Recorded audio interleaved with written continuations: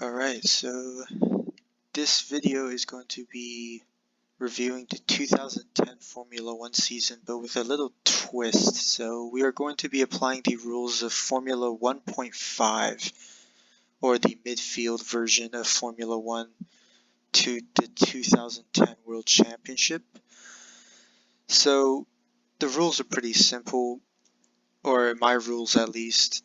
The teams that are excluded from the Formula 1.5 championship are teams that have scored at least 300 points, and usually this is not a strict rule, but the top 3 positions in the Constructors Championship are usually excluded. So in this case, 2010, as we will see, Red Bull won the Constructors that year. It was a really tight race actually with McLaren and Ferrari. So those 3 teams are excluded from the championship immediately, which is a good thing because they would probably ruin the Formula 1.5 championship results if they were included.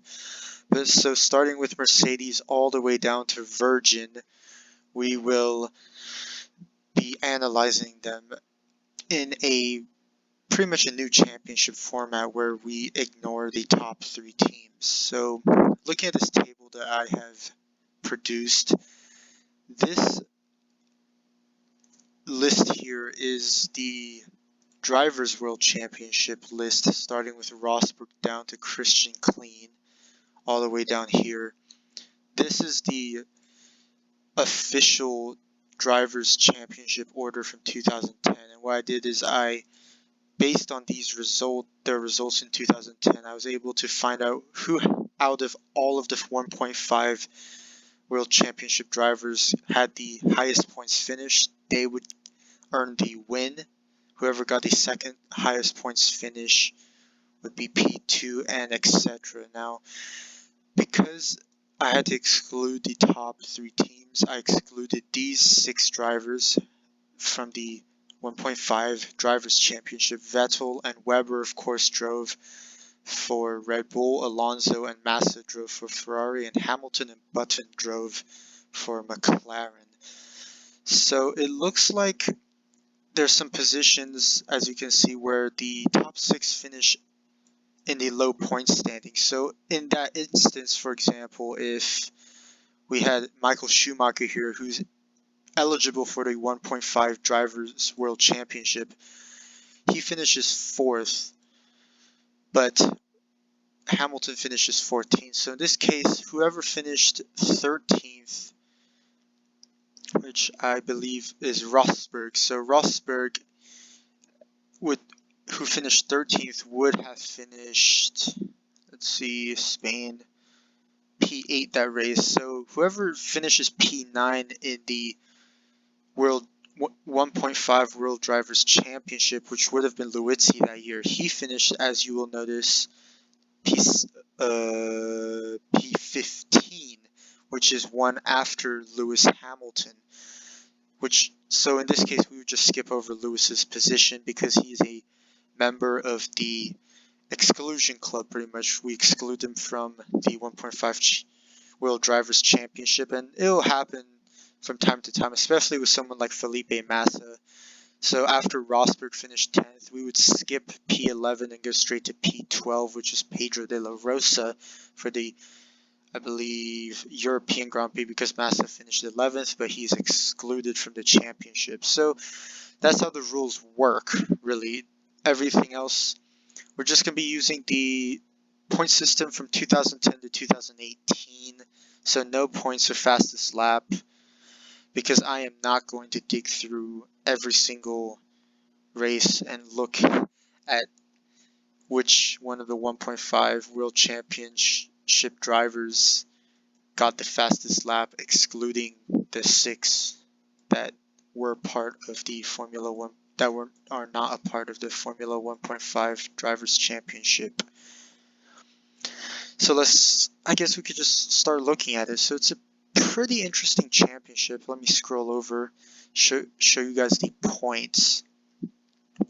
So as you can see, Nico Rosberg took this championship by the horns. I'll actually zoom out here let you guys look at the points. So Nico Rosberg was your 2010 Formula 1.5 World Drivers' Championship by quite some margin over Robert Kubica in the Renault.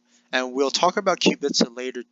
His result here shows you just how good he was when compared to not only his teammate, but to the rest of the grid, really, because P3, Michael Schumacher, he was pretty far back, further back than Kubica was to Rosberg, and honestly, I would say a large part of the result is down to how good that Mercedes car was, because we'll look at it later. That Mercedes car destroyed the Formula 1.5 Constructors Championship. P4 in the championship actually was Rubens Barrichello in the Williams. He did really well in 2010. If you put it in if you take out the top 3 teams, he did really well for Williams. He was a solid contributor for them.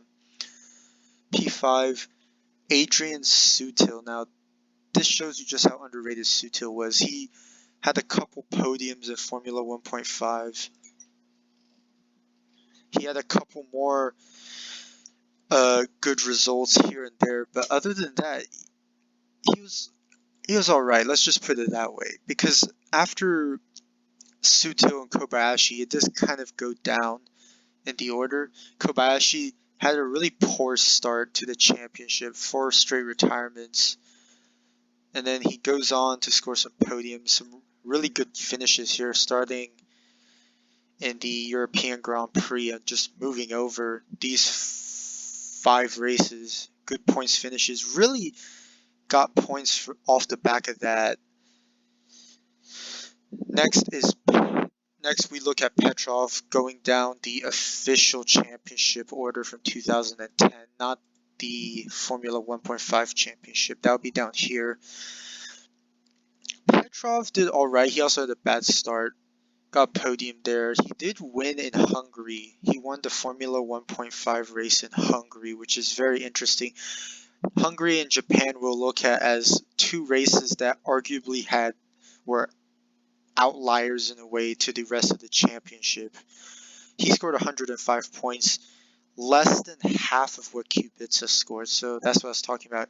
Kubica either outdrove the car or Petrov just sucked. I would like to say Kubica outdrove the car because I think he's that talented. And we'll see later just how that affected the Formula 1.5 Constructors Championship. It doesn't really affect the positioning as much as the points gap, but it does make Renault seem a little weaker than they probably are. So we'll see. We'll move when we get there. Hulkenberg and the other Williams car did actually pretty well. Had a couple podiums in the Formula 1.5 Championship, 2 second-place finishes, 3rd place in Brazil where he got pole position. So that was an interesting race because he got pole in the real championship. As you can see here, he gets the bold for the pole position, but only finishes P3 in the Formula 1.5 race. He gets 103 points. Not too bad. When you compare him with Barrichello, it doesn't look great either, but for a rookie, it is pretty good. I will say the Williams car was probably a factor in that as well in terms of getting some of those higher points positions. But Hulkenberg did really well. And speaking of good positions, Vitantonio Luizi, probably one of him and Alguersuari were probably the surprises of the championship for me. Luizi, 2 straight podiums off the bat. Probably was, if Formula 1.5 existed in 2010, probably would have been an early championship contender. Kind of falls off the table towards the mid-season and towards the end. He did score 3 podiums, 3 third-place finishes for Luizi, as you can see. Gets 1 more in Korea. 98 points, very respectable, especially in the Force India. Now, granted, compared to Sutil, once again, similar to a Hulkenberg Barrichello situation, just doesn't look good for Luizi. But if you actually look at his individual results and take him out of the teammate battle, he does look pretty good.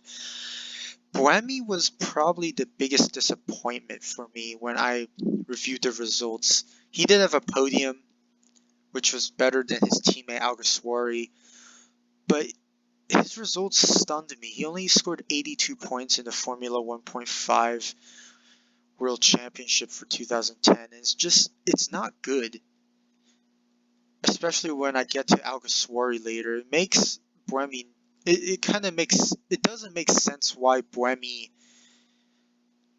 scored so many points for Toro Rosso with all these inconsistent results. Especially when we go down to Alguersuari and he gets so many more points finishes in Formula 1.5, but that's a discussion when we get there. De La Rosa for Sauber, he didn't even finish the season. He did get podium in that crazy Hungary race, which we'll also look at here. It was a crazy race in general for the Formula 1 season, the real life season. But De La Rosa, gone after Italy, didn't really do too much. I don't really have much to say about him. 45 points in the Formula 1.5 championship standings. Heidfeld came in and immediately scored a podium for Sauber, then a 6th place finish and then a 5th. So 33 points off the bat for Heidfeld, almost as many as De La Rosa, and I would argue a fourth of the races. Alguersuari, here's the big surprise. Look at this points finish streak for Alguersuari. It's incredible. He would be the definition of a midfield champion in Formula 1.5. Just scoring a lot of good points finishes. Ends up with 108 points scored if in the Formula 1.5 World Championship, which is not only more than Buemi, his teammate, who, let me remind you, Buemi in the real life 2010 World Championship scored 8 points to Alguersuari's 5. But he managed to score more points than Hülkenberg and Petrov, which is interesting because it once again shines a light on just how bad Petrov was that year. Maybe even how bad, I don't want to say how bad the Renault was, but I would like to say that Kubica, once again, I would like to say Kubica outdrove that Renault. So maybe the Renault really wasn't that good or just inconsistent. Petrov did retire quite a bit, so that could have played a factor. But just shows you how just being consistent, no podiums for Alguersuari, but just being consistently in the points, couple 4th place finishes, couple 5th place finishes, a lot of 6th, 7th, 8th place finishes really gets you up in the points. Next is Heikki Kovalainen, who actually did really well. We all remember how poor the Lotus, HRT, and Virgin cars were in 2010. But once again, if you put them in the Formula 1.5 perspective and you allow them to gain some points and pretty much just compete, place them in a competition where they are more likely to score points instead of being in the actual Formula 1 championship, you'll notice that Lotus actually did pretty well. In this new championship where they have a chance to compete really in Formula 1.5, he gets 21 points, Heikki Kovalainen, which just also shows you just how good Kovalainen was. I did hear a podcast once where he said his best driving came during his Lotus years, in his opinion, and this result shows 21 points, the most out of the new teams in terms of their drivers. It's quite a significant margin too. He has 14 more points than his teammate Jarno Trulli in the Formula 1.5 championship. Trulli was a disappointment. Honestly, he had a couple points finishes that were good points finish in Japan, but other than that, he did kind of disappointed. The same with a couple of the other guys. I thought they would score more with the Formula 1.5 system, but they didn't really. So the next is Chandok on this list. As you notice, Chandok stopped driving after Germany. But even then, he managed to score 3 points finishes for HRT, showing that HRT probably dropped him too early. He was actually doing alright for them. Senna, he actually beat Senna, which is kind of funny because I think HRT wanted Senna more than Chandok, even though Chandok was arguably the better driver for the team for HRT that year. In fact, Senna got beat by Lucas Di Grassi in the Virgin. Granted, Di Grassi had a really good points finish in Malaysia that allowed him to go above. If you notice, Senna actually scored more points finishes than Di Grassi. So just shows you once again, though, at these lower positions, every point counts because they're all separated by 1 point over here, these 4 drivers. And then we get down to Timo Glock, didn't really do much in the Virgin, nothing much to say. Also, if you notice, the lower teams had a lot of non-counted finishes, which I got from the Wikipedia page here. A lot of NC not classified finishes. A lot of did not start. Just shows you how poor those teams were in terms of their success. I would argue that everyone after Kovalainen did a pretty bad job. Not only the drivers, but the teams. I would argue that really only Kovalainen was the only driver. So pretty much if we created this, everyone in this section, including Clean here, really didn't do too well. I would say Kovalainen definitely outdrove that Lotus, and also showed everyone else down here that he's not that they aren't that good, and that the cars weren't great. HRT had 4 drivers, and 2 of them didn't even score points. Yamamoto and Clean here. Yamamoto did come close twice, so that was interesting. Clean was nowhere. Degrassi, Glocker, Virgin. We'll see later. Virgin was the worst team on the grid, I believe, in terms of Formula 1.5 Constructors points. They were worse than HRT. That's not something you want to say. Once again, as I said earlier, Lotus, really good result for them. Truly, Kovalainen, good teammate pairing, but truly, definitely disappointed relatively to Kovalainen. And yeah, so let's look at these 2 races I was talking about, Hungary and Japan. So I'm going to go to Hungary first. So in the 2010 Formula 1 Championship, we'll click on the Hungary link just to show you the race classification. Mark Webber finished P1, so it's a good result for Red Bull. But if you notice down here, Nico Rosberg retired. That right here, Nico Rosberg, big retirement for him. But what made it damage limitation for Rosberg was the fact that his championship rival Robert Kubica also retired from the same race. So the top 2 championship contenders retired, and they pretty much scored 0 points. Of course, so it was a reset in effect that opened the door for a different winner. Of course, as you see here, Vitaly Petrov won the 1.5 race at Hungary, the Formula 1.5 race, by finishing P5 in the real race. So he did really well for Renault. He picked up some important points there. P2 was Nico Hülkenberg, who finished P6. Once again, good points, this time for Williams. And then P3, Pedro De La Rosa, P7 for Sauber in the real life race. Good result for him, especially when you look at his previous results.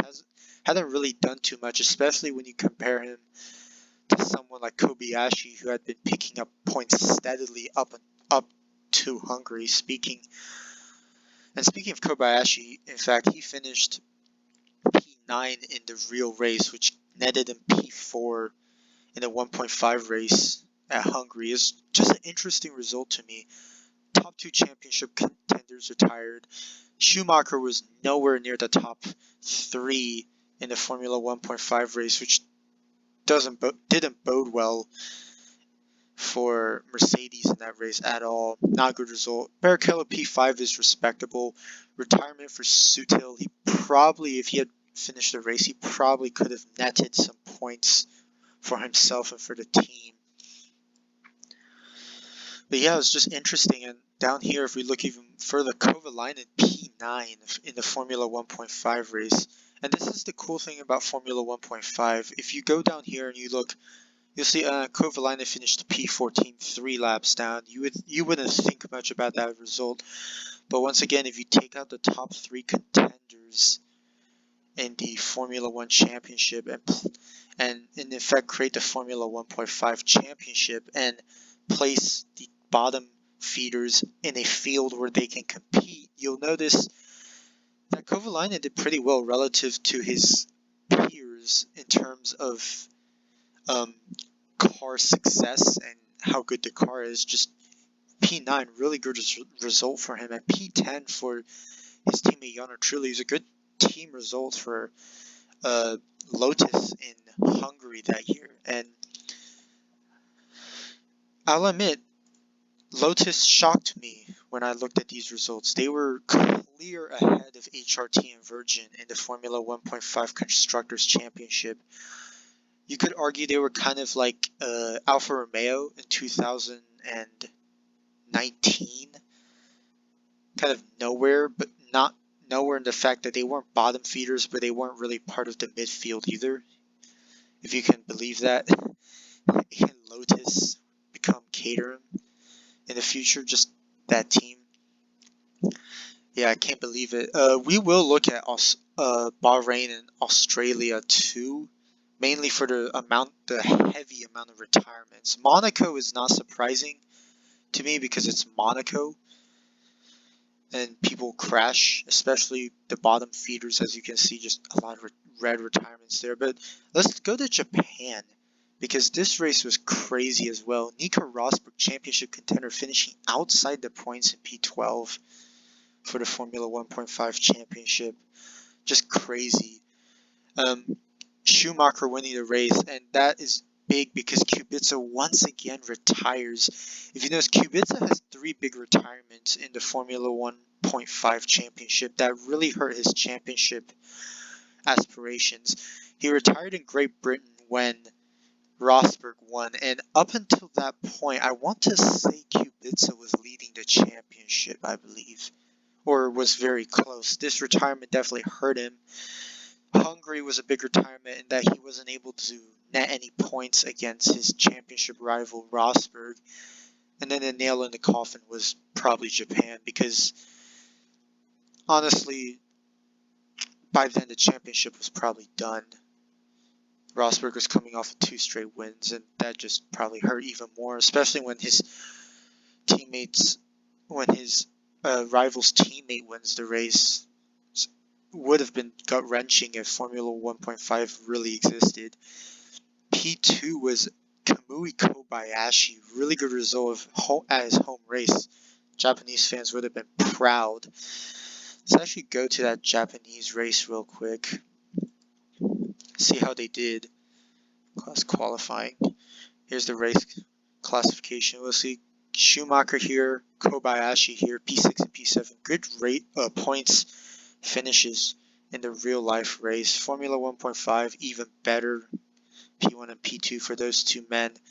P3 Nick Heidfeld. This is where he made his mark on the Sauber team. In real life he finished P8, which would have been a respectable result in the BMW Sauber Ferrari. Especially in the second race for the team, that would have been a magnificent result. But once again, P8 doesn't seem that much here, but when you take out those top 3 teams and place all the midfield and bottom feeding teams in a championship where they are more competitive as a group, you'll notice that Heidfeld is P3, and that would have been a great result. Notable results: P4 for Barrichello, once again showing that he can do it, absolutely, and he finished P2 in Singapore the race prior. Really good result for him, showing that he still has it. P5, another good result. Sebastian Buemi is one of the few points finishes where he actually did pretty well. And then P9 for Timo Glock in the Virgin at a Japanese race. It's crazy when a Virgin in that car manages to finish P9 ahead of the HRT as well.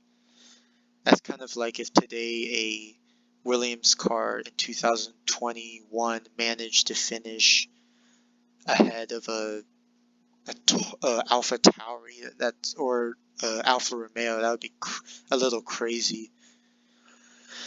Let's see other interesting races. European Grand Prix was marked by Rubens Barrichello winning that race. That would have been a very interesting race, in my opinion, to watch. Let's actually go to that race. Where did he finish?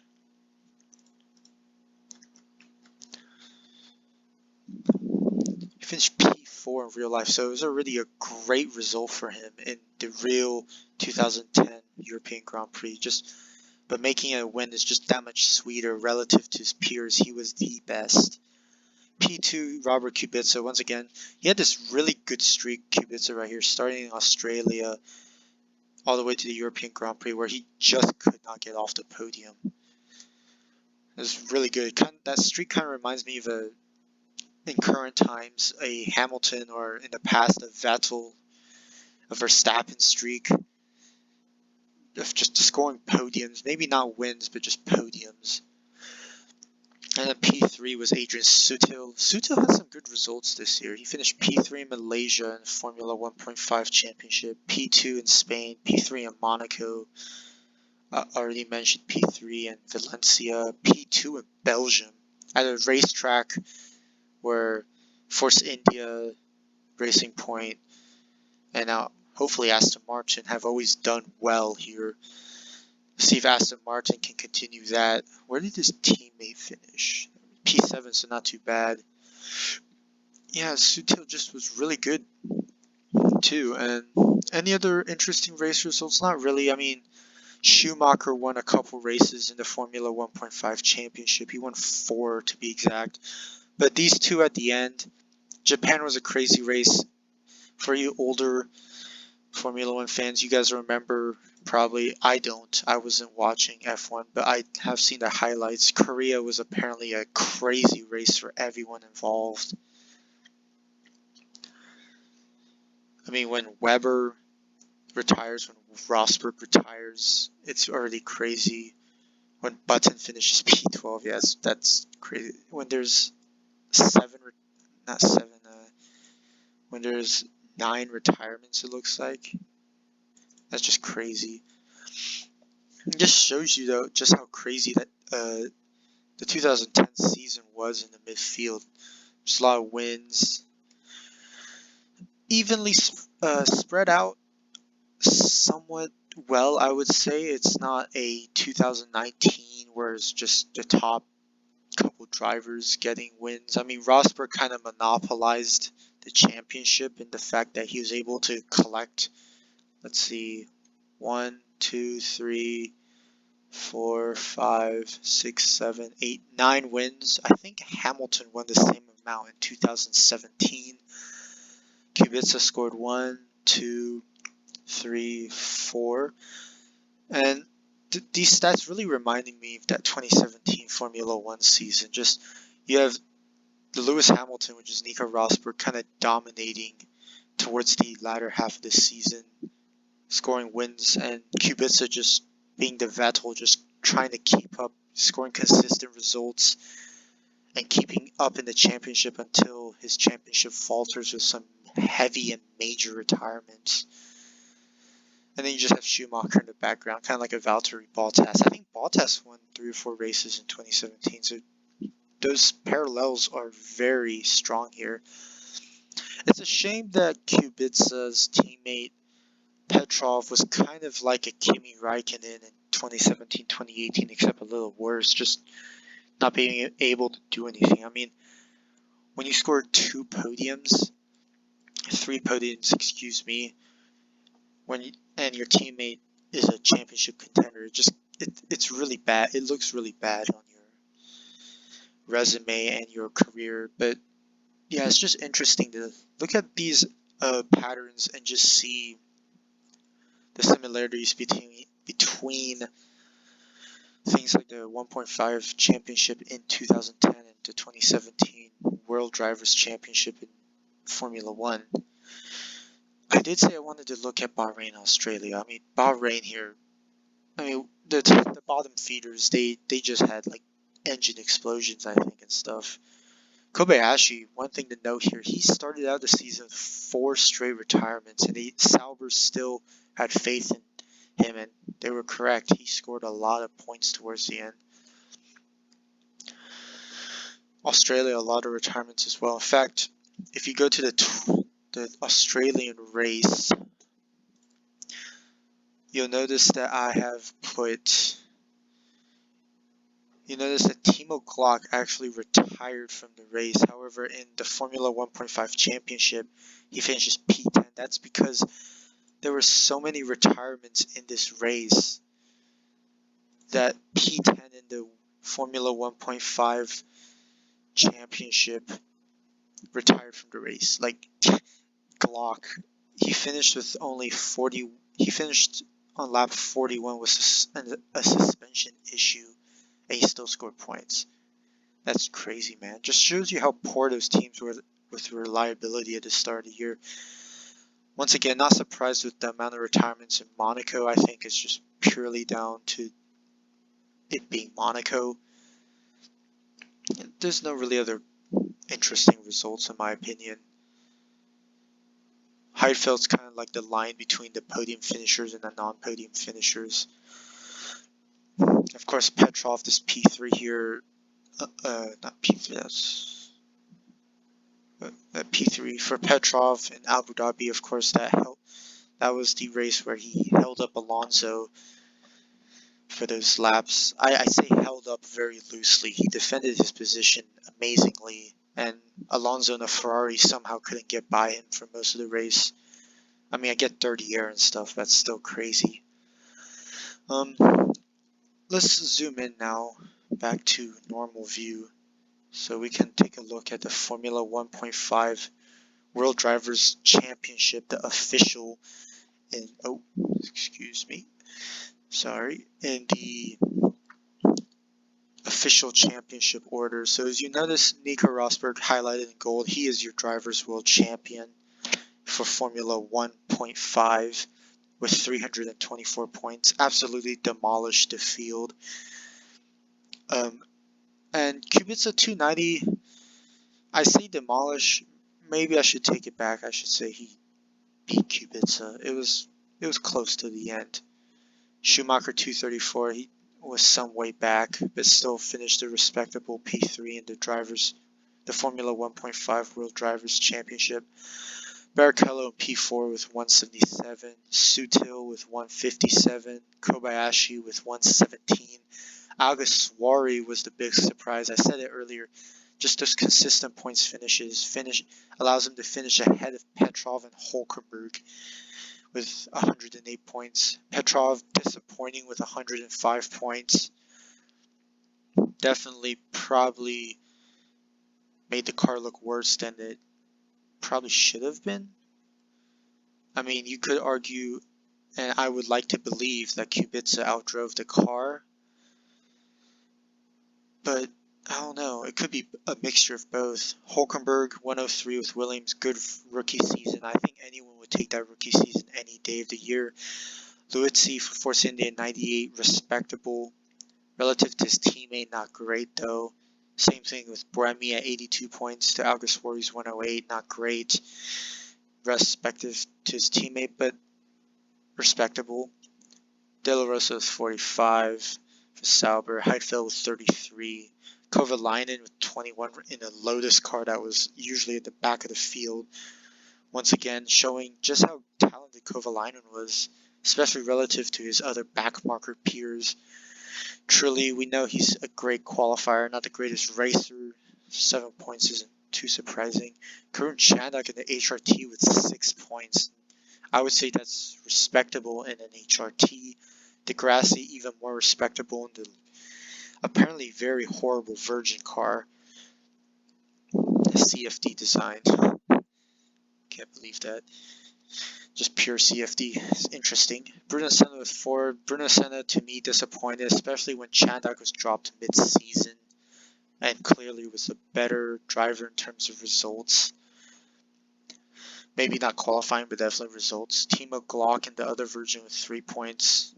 Decent in the Virgin, that horrible Virgin car.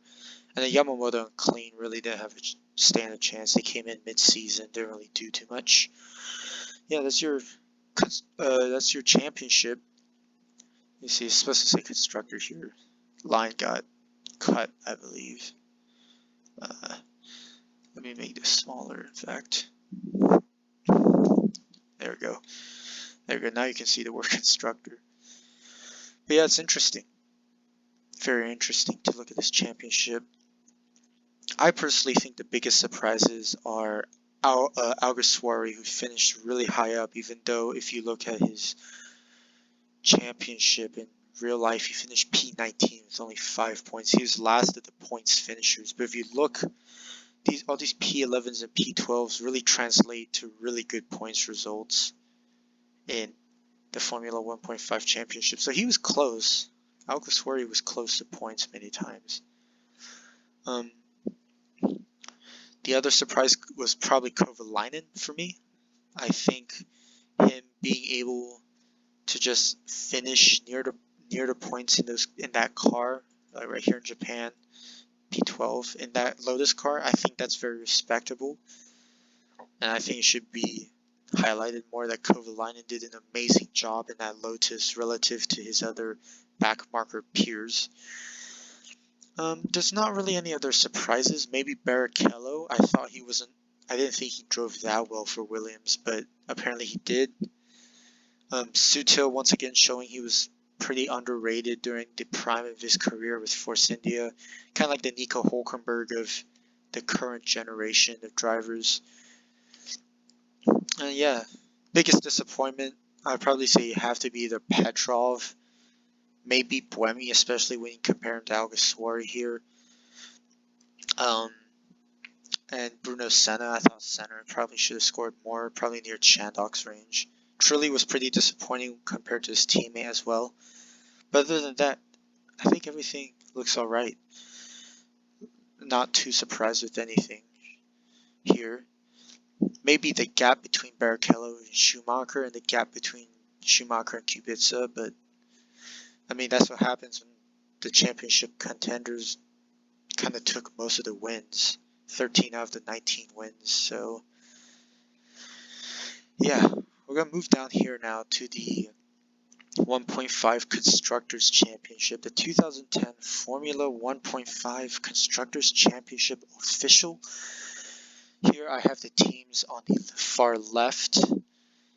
And then the middle column shows their drivers. So as you can see, Sauber had 3 drivers on the year. And the drivers are ordered in championship order. So if Barrichello finished ahead of Hülkenberg, he gets the higher spot. And the first thing you notice is that Mercedes destroyed the Constructors Championship for Formula 1.5. Not surprising because in real life they scored 214 points to Renault's 163, which just shows you how good that car was. That Mercedes car, pretty much just a brawn painted over. And Renault with 395 is respectable. Williams at 280 is also respectable. Williams finished P6 in the real life championship with 69 points in the 2010 F1 championship, which is respectable for a midfield team. After that, it gets downwards a little bit. Force India with 255, close to Williams, and then there's a huge gap to Sauber and Toro Rosso. In fact, if you look here, Sauber and Toro Rosso, they look really far apart here. But in Formula 1.5, they are much closer, and that's really because, in my opinion, of Alguersuari. He made the championship closer with all his close results. Just shows you how consistent that Toro Rosso and Alguersuari were that season. Also also kind of shows how poor Kobayashi's teammates were. I mean, Heifeld only had, I think, 4 races to do much. But De La Rosa definitely disappointed, in my opinion. Maybe not enough to deserve a disappointment rating up here, but relative to the teammate, yes. I should have probably pointed it out, yeah. De La Rosa and Heidfeld's combined points total of 78 is nowhere close to Kobayashi's 117, now that I think about it. Lotus finished behind Toro Rosso with 28 points. Once again, Kovalainen getting 3/4 of those points, so make that what you think. I personally think it shows how good Kovalainen was, that he truly outdrove the car, in my opinion. Not just a Kubica Petrov situation where you can't really decide. Kovalainen outdrove that Lotus car. Truly probably drove it more to what it was supposed to be. Maybe even underperformed a little, but 28 points is respectable, especially when these 3 teams scored no points in real life. HRT with their 4 drivers scored 10 points in the Formula 1.5 championship. Not too bad. Not too bad. I will say this, that Shandok and Senna did all the work, and Yamamoto and Clean just kind of stood behind. And then finally you have Virgin with Degrassi and Glock. They scored 8 points. Virgin, the worst team in both the 2010 F1 Championship and in the Formula 1.5 World Championship. Once again, just shows you how poor these bottom teams were when you compare them to the rest of the midfield. They're just so far back from Toro Rosso. It's definitely a disappointment. That experiment, I call it, of bringing in new teams definitely did not work long term for Formula 1. Even though I think everyone wished it would. It'd be cool if one of the teams still stood, but it's alright. I think 10 teams now is alright. Not saying they shouldn't bring in new teams. I think they should. I think having 2 more teams opens up 4 seats for drivers like Callum Ilott to come in and drive. Maybe bring in Van Dorn and Wehrlein back. But yeah, so this is the Formula 1.5 championship in 2010. Mercedes Constructors champions. Nico Rosberg, your 2010 Formula 1.5 Drivers World Champion. And yeah, cool championship. I think I will do I'm going to see if I can try and find a championship that may have been closer. I might look at 2012. I think that will be a crazy one with Maldonado's win. I think that would be a crazy one to look, and Rosberg's win. Those two would be crazy to go over that championship and see how up and down that championship was. But yeah, 2010, a good season for Formula 1.5. It wasn't monotone, and it certainly wasn't a cakewalk, I would argue. It pulled away towards the end, but it wasn't a cakewalk for Rosberg. Kubica was there. There's probably some pressure from Michael as well. And the rest of the championship was relatively close and competitive, especially in the midfield within the Formula 1.5 championship. And then once again, the Constructors, I'll show them one more time.